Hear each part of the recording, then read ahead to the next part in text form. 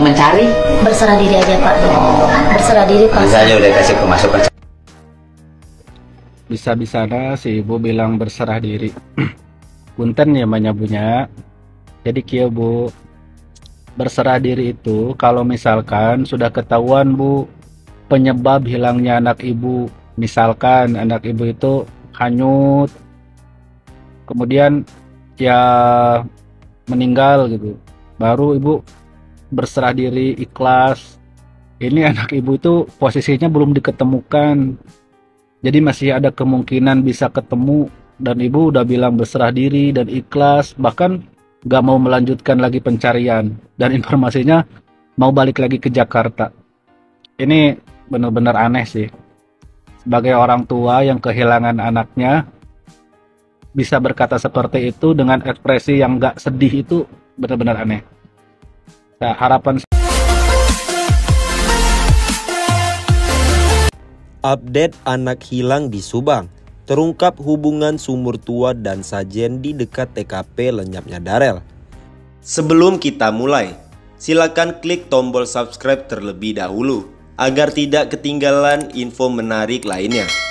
Lokasi sumur tua di dekat lokasi anak hilang di Subang, tepatnya di Kampung Cikaso, Desa Kalijati, ramai menjadi kecurigaan masyarakat dan netizen. Pangkalnya, keberadaan sumur tua itu dikaitkan dengan lokasi lenyapnya anak hilang di Subang, terlebih dengan adanya tikar dan sesajen di sekitarnya. Terkait hal ini, fakta baru kemudian diungkap oleh warga setempat soal apa sih hubungan antara sumur tua, sesajen, dan lenyapnya Darel anak hilang di Subang. Nuria, warga setempat, mengatakan sumur tua yang dikaitkan dengan titik hilangnya Darel sudah lama tak dipakai. Sumur tua itu sudah lama tidak dipakai. Dulunya kan ada kandang ayam di dekat situ. Jadi untuk minumnya dari sumur itu, katanya di saluran YouTube WK Jurnal Jumat 12 Mei 2023. Nuria menegaskan, sejauh ini dia menyaksikan sendiri tidak ada yang mencurigakan dengan keberadaan sumur tua itu. Soal mengapa ada tikar dan sesajen di dekat sumur tua yang kerap dicurigai netizen terjadi asal-usul hilangnya Darel karena alasan tertentu. Bukan kalau soal adanya tikar dan sesajen di lokasi itu ada setelah kejadian anak hilang di Subang itu. Jadi itu tikar dipakai orang untuk bertawasul, berdoa, dan sebagainya, kata Nuria. Adapun jarak sumur tua dengan lokasi tempat terakhir Darel dinyatakan hilang berjarak sekitar 50 meter. Dia juga menepis bahwa sumur itu angker.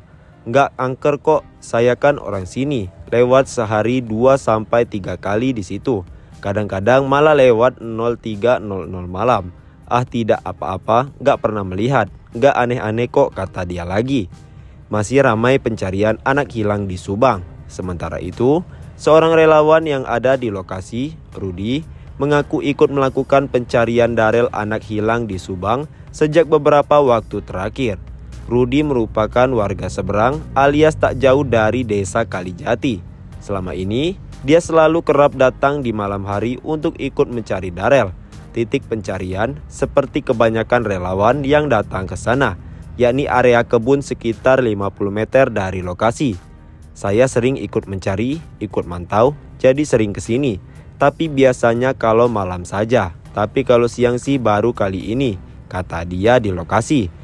Dari kesaksiannya, hampir setiap malam warga dari berbagai lokasi datang silih berganti untuk ikut mencari sampai ikut berdoa dan bertawasul. Ada yang menggelar doa berkelompok, seorang diri, dan sebagainya. Kalau tikar itu mungkin bekas ritual, sebab banyak yang sukarela datang. Terus gelar tikar sendiri seperti tadi malam, di sana saja ada bapak-bapak ritual sendirian sampai 2 jam, katanya. Kalau malam ramai banget, ada yang bawa-bawa baterai lampu, HT, semua ikut mencari. Ya, saya juga datang ikut mencari saking penasarannya juga. Tetapi sampai sekarang belum ada titik terangnya sih. Sejauh ini, tim dari Basarnas hingga kepolisian juga masih kerap mendatangi lokasi. Mulai dari koordinasi dan pencarian. Rumah kosong yang sempat ditempati keluarga orang tua Darel juga kini sudah dijaga ketat agar tidak ada yang memasuki. Karena besarnya antusiasme warga atas kasus anak hilang di Subang itu. Tubuh Darel anak hilang di Subang dipercaya masih di dalam kamar. Inikah alasannya? Kasus Darel anak hilang di Subang masih menjadi tanda tanya, sebab bocah berusia 3,5 tahun itu hilang mendadak usai beberapa jam tiba dari Jakarta ke Kampung Cikaso, Desa Kalijati Timur, Kabupaten Subang. Hal yang ramai menjadi perbincangan publik adalah banyak pihak percaya kalau tubuh Darel anak hilang di Subang itu sebenarnya masih ada di dalam kamar depan. Adapun kamar yang dimaksud publik adalah di rumah kosong yang hendak ditempati keluarga Darel saat mudik di Kampung Cikaso. Hal ini senada dengan sempat percayanya kedua orang tua anak hilang di Subang itu, Kurniasih dan Khairudin, di hari ke-9 hilangnya Darel.